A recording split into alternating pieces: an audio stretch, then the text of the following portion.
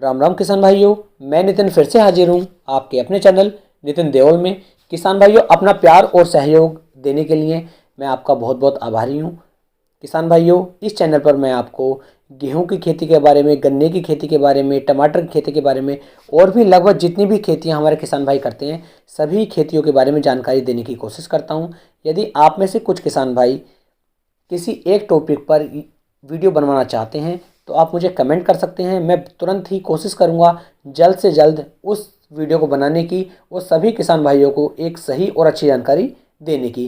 किसान भाइयों, आज का जो हमारा टॉपिक है वह टॉपिक है गेहूं की फसल के अंदर से पीलेपन को हम किस तरीके से दूर कर सकते हैं। किसान भाई, यदि गेहूं की फसल के अंदर पीलापन आ जाता है तो इससे हमें कई सारी नुकसान देखने को मिल जाते हैं।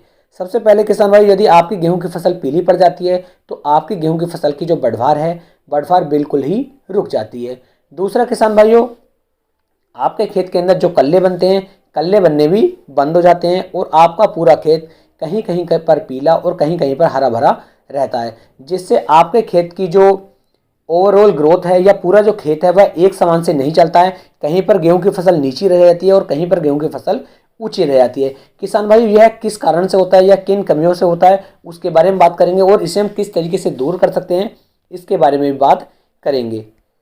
किसान भाइयों, 2 से 3 कमियों के कारण हमारी जो गेहूं की फसल होती है यह पीली पड़ती है, जिसके बारे में बात करता हूं। किसान भाइयों, सबसे पहले बता दूं कि यदि आपका खेत रेतीला है तो रेतीली खेत के अंदर ये समस्या कुछ ज़्यादा ही आती है, क्योंकि वहाँ पर आपने पानी दिया या फिर आपने खाद दिया, उसके बाद वह तुरंत ही पानी जो है रेता नीचे की तरफ खींच लेता है और उसके बाद हमारी जो गेहूं की फसल है वह पीली पड़ना शुरू हो जाती है। दूसरा किसान भाइयों, हमारे किसान भाई जब अपनी गेहूं की फसल की सिंचाई करते हैं तो सिंचाई करते वक्त क्या दिक्कत आती है कि कहीं कहीं पर पानी ज़्यादा भर जाता है और ज़्यादा पानी लग जाने की वजह से भी हमारी गेहूं की फसल जो है पीली पड़नी शुरू हो जाती है।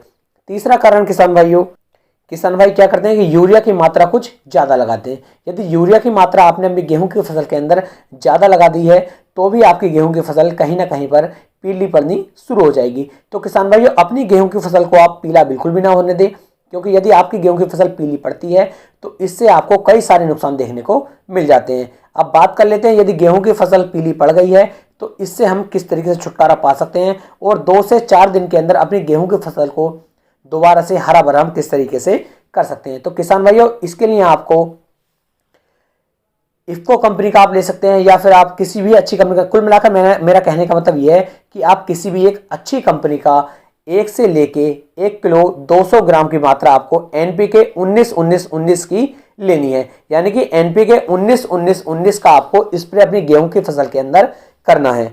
यदि किसान भाइयों आप अपनी गेहूं की फसल के अंदर एनपीके 19-19-19 का स्प्रे कर देते हैं और साथ में किसान भाइयों यदि आपकी गेहूं ज़्यादा अच्छी ग्रोथ नहीं कर पा रही है तो आप सागरिका लिक्विड का भी उपयोग इसके अंदर कर सकते हैं। तो सागरिका लिक्विड की मात्रा यदि मैं आपको बताऊं तो लगभग 400 से 500 ml सागरिका आपको लेनी है लिक्विड में और 1 किलो से लेकर 1 किलो 200 ग्राम आपको ले लेना है एनपीके 19-19-19 और इन दोनों को आपको आपस में अच्छे से मिक्स करने के बाद अपनी गेहूं की फसल पर आपको इसका स्प्रे कर देना है।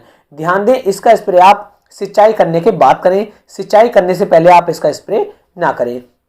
बात कर लेते हैं पानी की कि पानी की मात्रा किसान भाइयों आपको इसके अंदर कितनी लेनी है। तो पानी की मात्रा किसान भाइयों आप लगभग 120 से लेके 150 लीटर पानी के अंदर आप 1 किलोग्राम एनपीके 19-19-19 डाल लीजिए और सागरिका आप लगभग 400 से लेकर 500 ml सागरिका डाल लीजिए और इन दोनों को मिक्स करके आप अपनी गेहूं की फसल पर इनका स्प्रे समान रूप से कर दीजिए। यदि किसान भाइयों इतना कार्य आप अपनी गेहूं की फसल के अंदर कर लेते हैं तो आपकी गेहूं की फसल जो पीली पड़ रही थी वह पीली पड़ना बिल्कुल ही बंद हो जाएगी और आपकी जो गेहूं की फसल का उत्पादन है, जो ग्रोथ है, जो कल्ले हैं, यह बहुत ही अच्छी तरीके से बनकर चलेंगे और आपकी फसल बहुत ही चमकदार और सुंदर दिखाई देगी।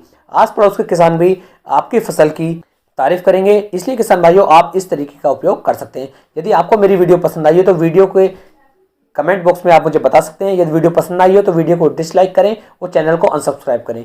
हो सके तो अपने भाई के चैनल को सब्सक्राइब कर लें और फिर मिलेंगे एक नई वीडियो में एक नई जानकारी के साथ। तब तक के लिए राम राम जी।